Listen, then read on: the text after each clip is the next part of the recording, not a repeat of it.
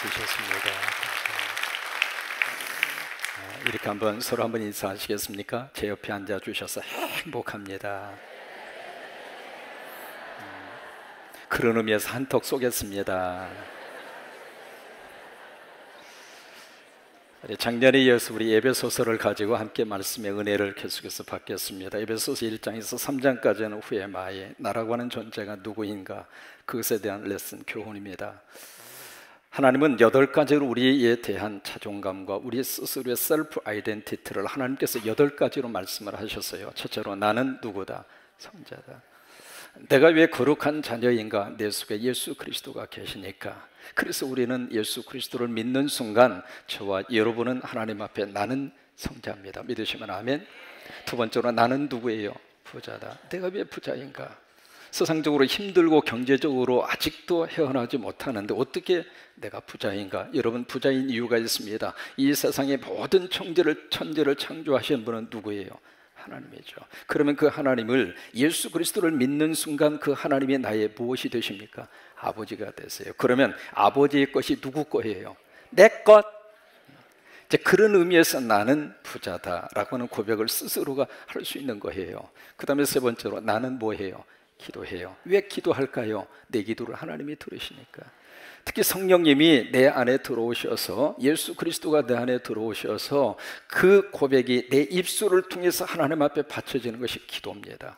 그래서 내 이름으로 기도하라 라고 하는 그 말씀의 뜻은 기도 마지막에 예수님의 이름으로 기도합니다, 그것을 붙이라, 그 의미도 되지만 예수님이 내 안에 계셔서 내 안에 계신 예수님이 나를 통하여 기도하게 하라, 그 말이에요.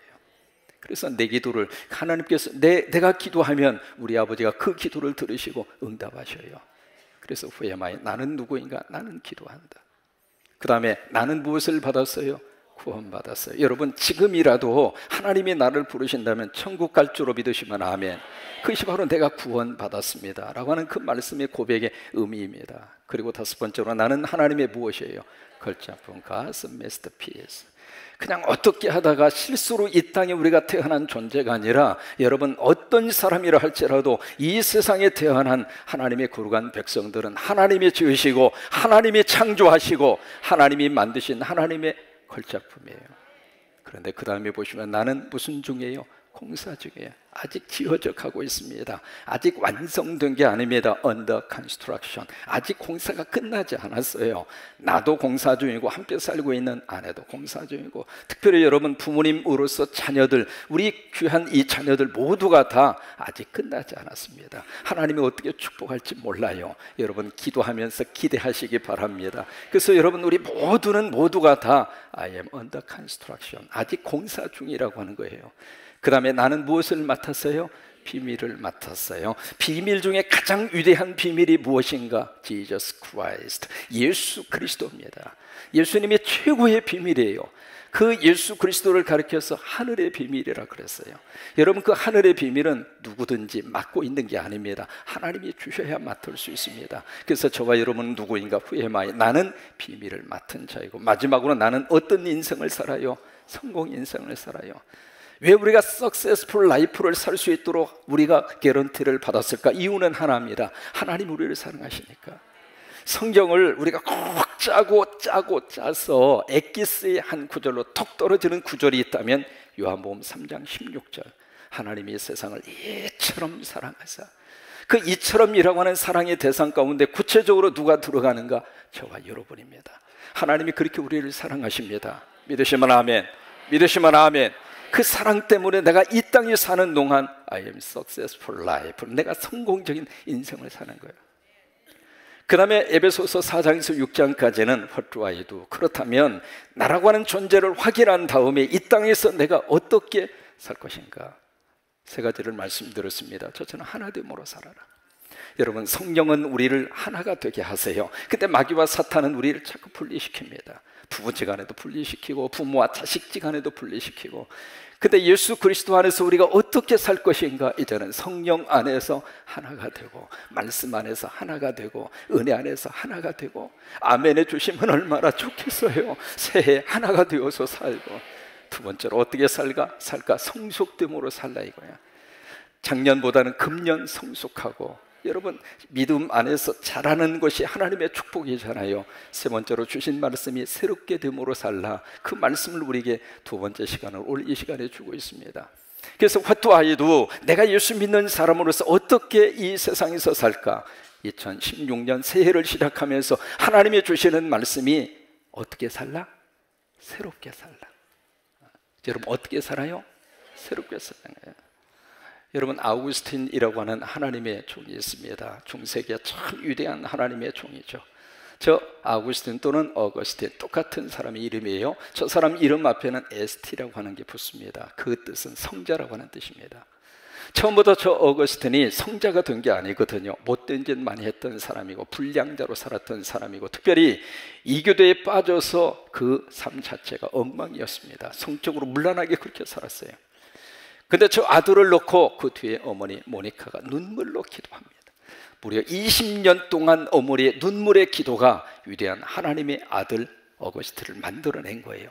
그래서 저분이 성령을 받고 그리고 완전히 예수 그리스도 안에서 변화를 받았어요. 여러분, 불 받으면 하나님이 우리를 새롭게 창조하십니다. 예수 그리스도를 만나면 완전히 이 사람이 달라지게 되어져 있습니다.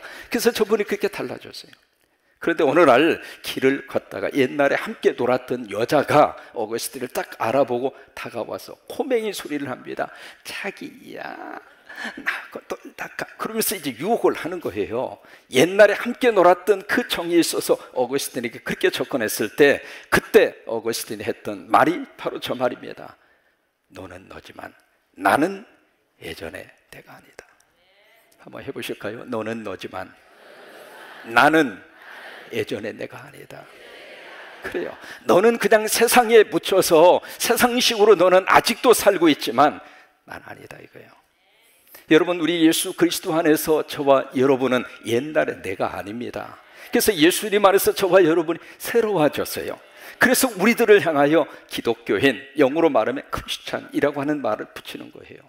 이 크리스찬이라고 하는 말의 뜻은 두 가지 뜻을 가지고 있거든요. 첫째로 Who belong Jesus Christ, 예수 그리스도에게 속한 자. 따라서 한번 해보실까요? 예수님에게 속한 자.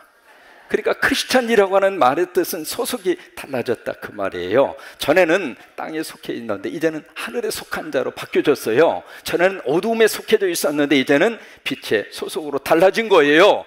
전에는 세상에 속하던 삶을 살았던 우리들이 이제 예수 믿고 변화받고 성령 체험을 한 다음에는 이제는 세상이 아니라 영원한 천국을 바라보는 하나님 나라의 백성으로 달라진 거예요. 믿으시면 아멘.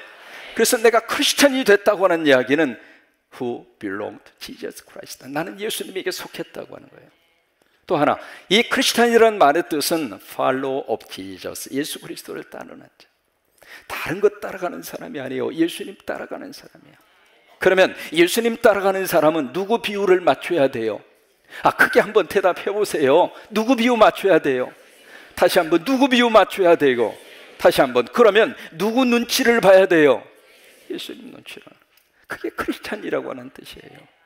근데 우리 속에 악한 영이 들어오잖아요. 더러운 영이 들어오면 누구 눈치를 볼 것 같아요? 마귀와 사탄의 눈치를 봐요. 지금 주일날 와서 예배를 드리고 주중에 복잡하고 답답하고 힘든 일이 있으면 무당이나 점을 찾아가는 사람이 17에서 20%가 됩니다. 놀라지도 않으셔?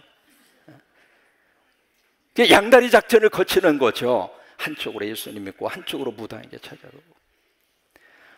한국에 대한역술인 협회라고 하는 것이 있어요. 거기에 정식으로 등록이 되어져 있는 무당과 점을 치는 사람 놀라셔요. 10만 명. 근데 더 놀랄 숫자가 있습니다. 거기에 등록되지 않는 사람까지 합치면 무려 40만 명. 1년 동안에 그 점집과 무당에서 이루어지는 그 매출 액수, 이제는 놀라셔요. 4조 원. 한번 어느 집사님이 제 방을 삐끔히 열고 목사님하고 불러요. 그래서 집사님 들어오세요 그랬더니 못 들어오고 쭈삣쭈삣 하면서 문만 열고 고개만 이렇게 내밀고 왜 들어오시지 왜 그러세요? 그랬더니 목사님 제가 갔다 왔어요 그러더라고요. 그래서 어디를 갔다 오셨어요? 제가 살던 동네에서 한 30분 위로 올라가면 로스앤젤레스 다운타운이라고 있어요. 그 다운타운에 그렇게 무당 점집이 많이 생겼어요. 그러니까 이 집사님이 거기를 갔다 온 거예요. 그래가지고 제 방에 와서 실토를 하는 거예요. 그래서 들어오시라고. 그래서 물었어요. 왜 갔느냐고. 그랬더니 또 답답해져. 뭐가 뭔지 잘 모르겠고 답답하기도 하고, 그래서 이제 갔다고 그렇게 이야기를 하더라고요. 그래서 물었어요. 궁금하잖아요, 점쟁이가 뭐라고 했는지. 그래서 물었어요. 집사님, 점쟁이가 뭐라고 그래요? 그랬더니 그분 말씀이 교회나 열심히 다니래요. 그래서 이제 그분 안쓰기도 하고 다시 절대 가지 말라고. 여러분, 하나님 붙들면 문제 해결 안 받아요. 지금 답답한지 모른다 할지라도 하나님 안에 있으면 모든 것이 합력하여 뭐가 돼요? 손이 돼요. 여러분, 한 해 동안 다른 사람 눈치 보지 마시고 내가 속한 예수님 눈치 보고 예수님 비유 마치고 예수님 꼭 붙잡고 승리하며 살게 되기를 주의 이름으로 축원합니다. 그래요. 2016년도 What do I do as a Christian? 내가 기독교인으로서 16년도 어떻게 살까? 새롭게 살라. 그러면 구체적으로 새롭게 사는 것이 어떤 삶인가? 오늘 25절 말씀을 보시겠습니다. 세 가지로 우리에게 말씀을 하시고 있거든요. 에베소서 4장 25절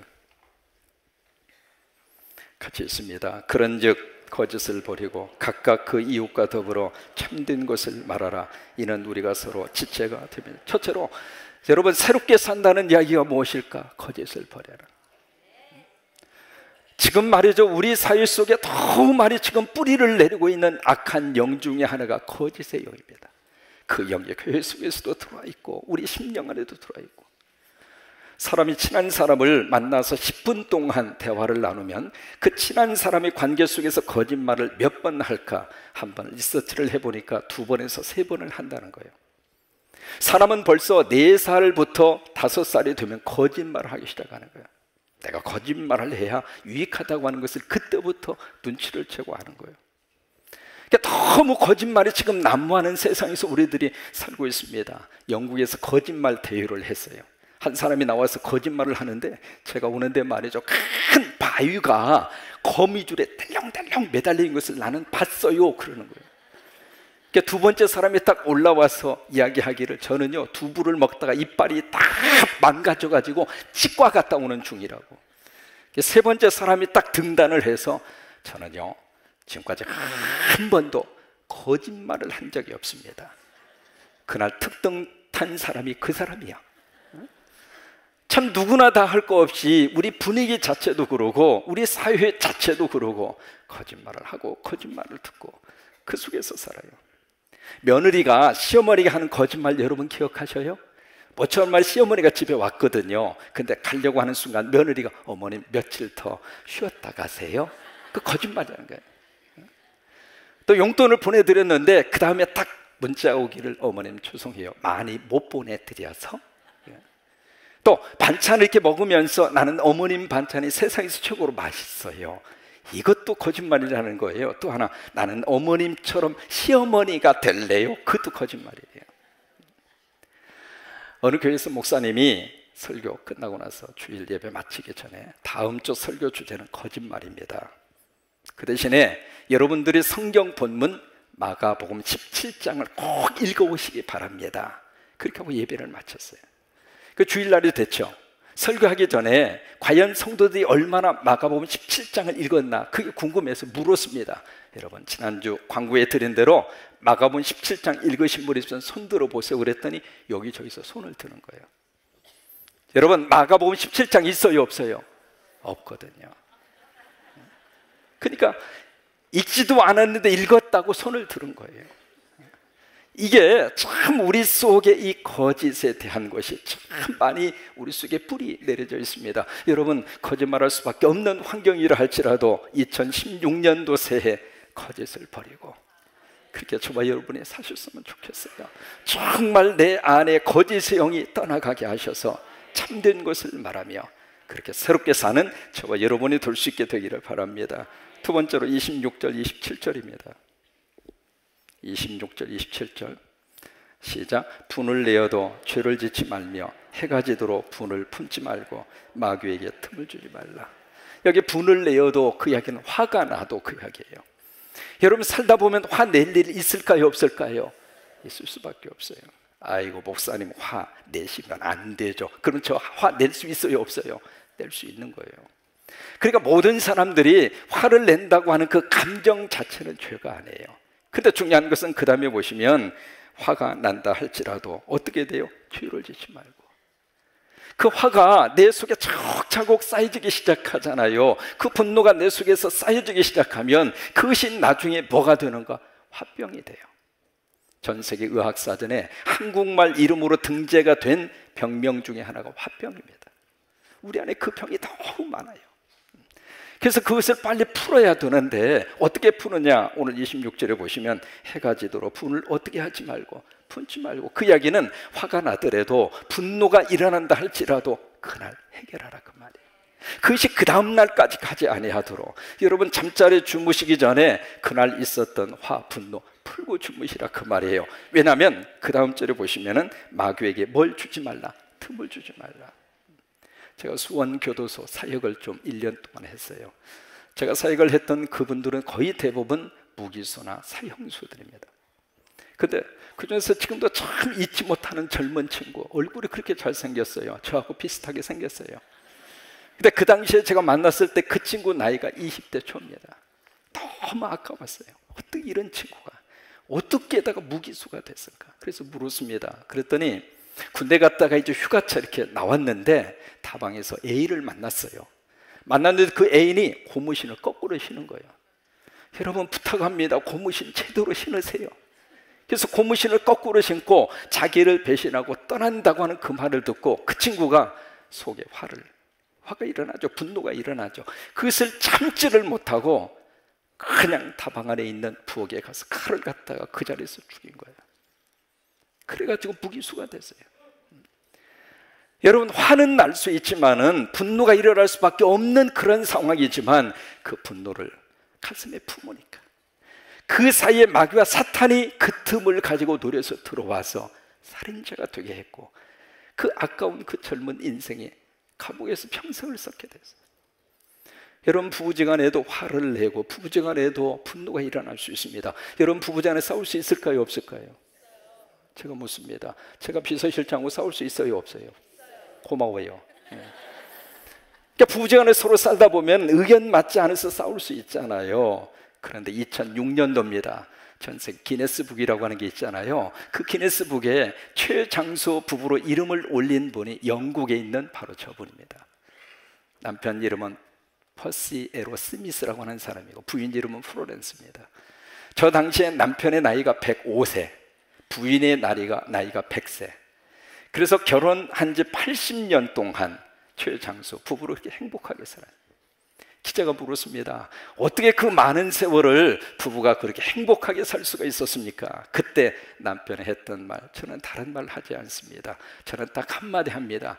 Yes, dear. 무슨 얘기냐면 예, 알았어요 여보. 부인이 무슨 말을 하면 거기에 토를 안 단다고 하는 거예요. 그냥 부인이 무슨 말을 하면 Yes, dear. 알았어요 여보. 알았어요 여보. 여러분 아내라고 하는 말의 뜻 아세요? 아내라고 하는 말의 뜻은 아내가 뭐 이렇게 부르면 아, 네 하고 달려가는 게 아내예요.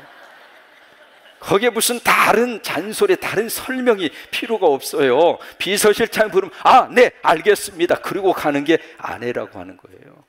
그러니까 무슨 아내가 무슨 말을 하면 Yes dear, 그래 알았어요 여보. 그것이 그 남편이 했던 말이라고 하는 거예요. 두 번째, 아내는 남편에 대해서 뭐라고 말을 했는가? Honey, I am sorry. 그 말을 다른 말로 말하면 Honey, I love you. 그 말만 했다는 거예요.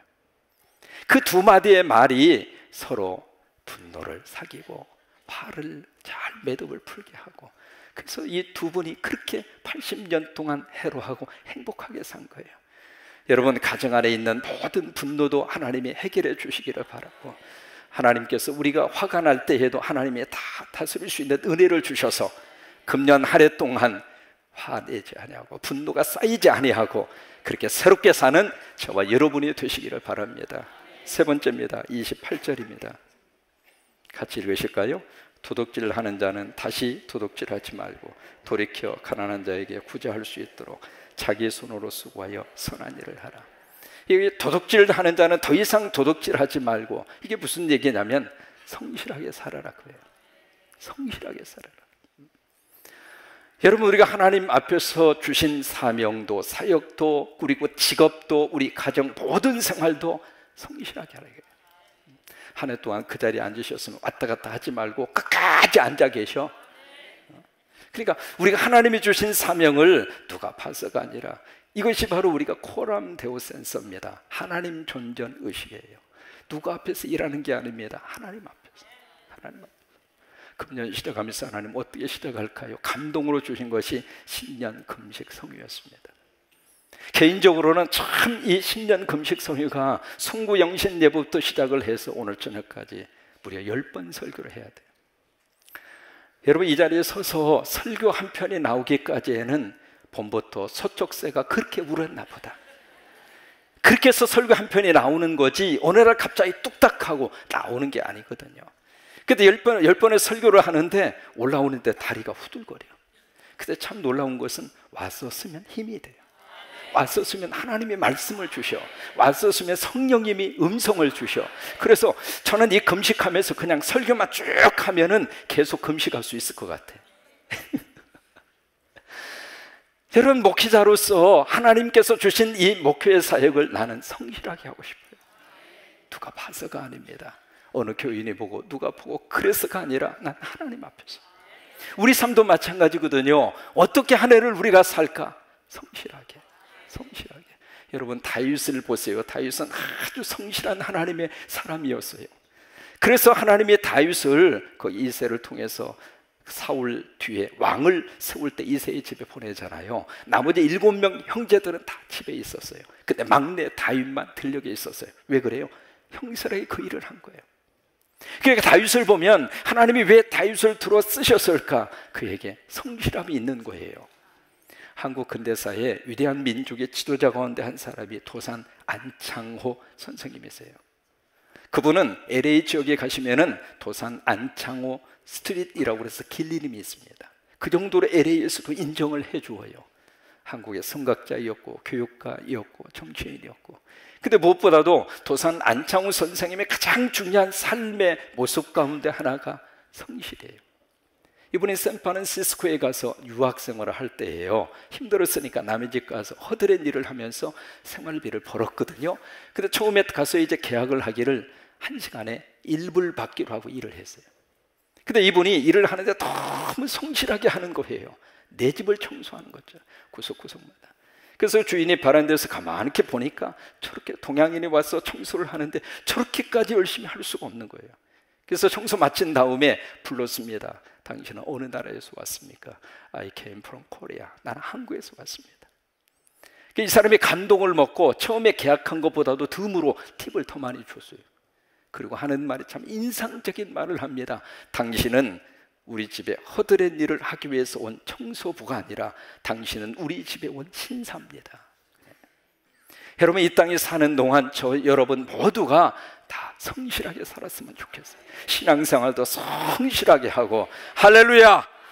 부부의 관계도 성실하게 부부생활 하시고, 자녀들도 성실하게 학교생활을 하시고, 사회에 가서도 욕먹지 아니하도록 하나님 눈치 보면서, 하나님 비유 맞추면서 이 한 해 동안 What do I do? 어떻게 살 것인가? 첫째는 거짓말을 버리고, 거짓이 난무하는 세상이지만 그래도 예수 믿는 사람은 뭔가 다르다. 거짓말 하지 말고. 두 번째, 뭐 하지 말고, 화가 나더라도 그 화를 가슴에 새기지 말고. 세 번째, 어떻게? 성실하게. 그래서 금년 한 해 그런 축복 여러분 속에 넘치기를 주의 이름으로 축원합니다. 자, 우리 성찬